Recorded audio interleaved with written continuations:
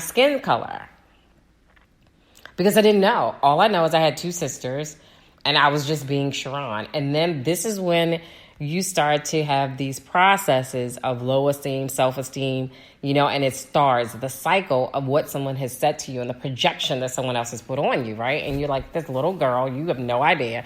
And you start to think, well, what's wrong with my skin color, right? And so you go through elementary school, you go through, right in middle school, and you start to go through puberty.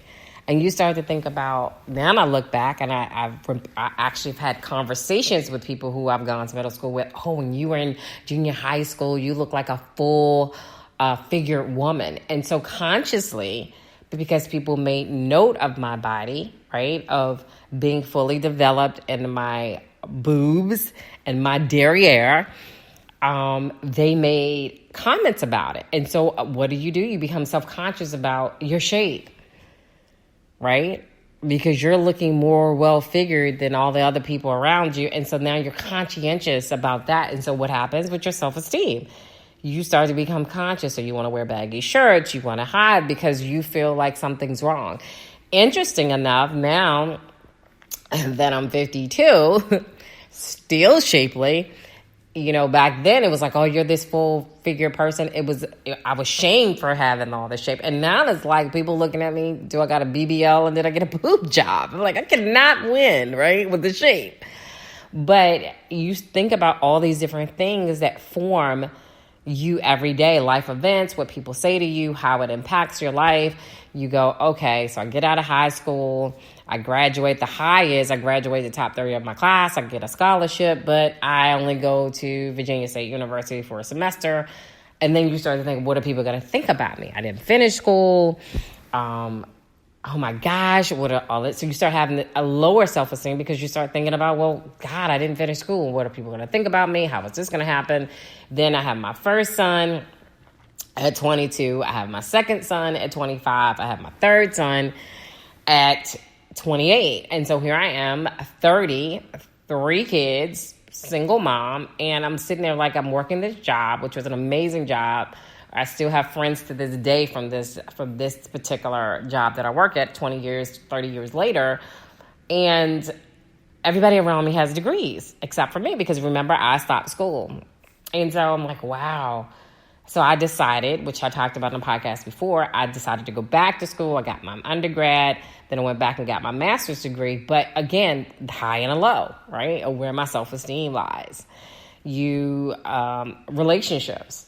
Working, not working, being single, trying to date and have kids, with 3 kids and the perception, well, maybe people don't want to date me because I have 3 kids. Being a very independent woman all the time and feeling like the weight is always on your shoulders. And just parenting in itself. Like, am I a great parent or am I not a great parent? Did I make the right decisions? Did I do this? Impacts your self-esteem, right? So you go through this series of this bad relationship I got into and got out of and ended up having to file bankruptcy. Again, another low period. Oh my God. Now, and I shared this on my For the Love of Money podcast about how I felt about my credit. We live in a society where your credit and you have to have good credit and you have to have this and this is what makes you. And so what does that do? It impacts what? How we feel about ourselves, right? And even to this point of being 52 and being single. Okay, well, what is that? How does that show up for me? It's like, ooh, okay. Well, now I'm kind of enjoying my life. I'll talk about that in a minute. But it is interesting how all these different events, I didn't go through everything in my life, but I think even more impactful for me is as a child at 11, I lost my mom at 11 years old.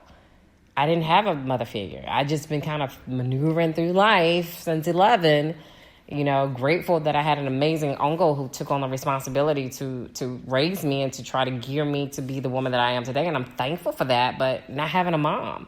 So that impact, growing up with an abusive and alcoholic father, that impact of my life. So all these different things, I'm not going to go on and on and on and on, but you get to a point or I had a bad car accident that injured my foot.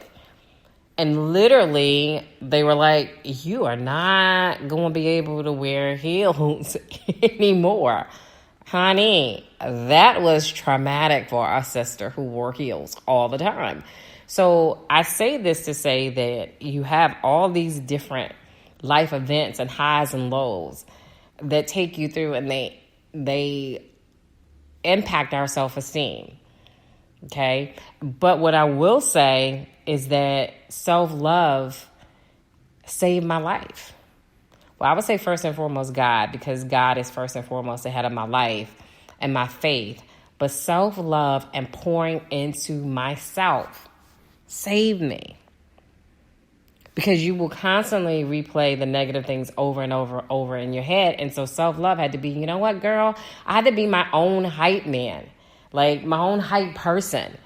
Girl, you are better than this. You can do this. You're going to make it. On my worst days, we will get through this. God will see me through, like constantly pouring into myself. And honestly, I know for a fact that I am a living witness that self-love has gotten me where I am today and continues. And so it is a lifelong project. It does not go away. We feel like, oh, I'm going to get $1 million and it's going to be great. No, you still going to have to put some work in, because life is still going to show up. It doesn't matter how much money you have. It doesn't matter how successful you are. It does not matter. Life is going to show up. And so what I feel for me is I know that self-love is what has driven me, what has given me tenacity, what has helped me to persevere and to make it to be where I am to this day. I know that self-love has made me more assertive, which people tend to see it as aggressive, but it is not. Being assertive has helped me to know what I want, know what I don't want, to not be afraid to speak my mind and to vocally share what's going on and share my feelings openly. It has helped me to not settle for anything less than what I deserve. It has helped me not to tolerate bad behaviors of others. It has also protected me. It has also guided me, and it has also guarded me. So it has been a saving grace for me, just self-love, for me, pouring into myself. Now, what I will say, and this is where, I have to be honest with you, self-love requires you to be honest about yourself, honest about your current choices and situations and your thought processes and your thought patterns, because it helps you to have the willingness to undertake new practices that reflect your self-worth. And that's the hard part, because it doesn't always feel good, right? The point here is that I want you to understand that we could be confident and satisfied in some parts of our life, but we can also be insecure and self-loathed in certain times in our life based off of what's going on around us or what's happening to us. And so we have to understand that our level of self-esteem drives our lives. Self-love raises our self-esteem. And so what it does is that when life is happening to us, these ups and downs, it actually helps us to maneuver better through what's going on. Doesn't take it away, right? You're still going to have that experience. You're still going to have that emotion. You're still going to have good days and bad days. But what self-love does, it helps you to maneuver through it. It helps you to rise above it and to get past it. It was interesting because Yale University did a research and they did a study. They were even saying just typically a person having a bad hair day, which I've been there, can affect your day. And it does. I always tell people that how you feel about yourself, how you look, can affect your mental. And it's true. And we feel like this is insignificant, but it really can impact how we're feeling about ourselves, right? And how we feel about ourselves affects all aspects of our lives. Feeling good can give us confidence and motivation to meet challenges, right? And to seek out things that we want to do to be fulfilled. When we're feeling bad about ourselves, it can hold us back.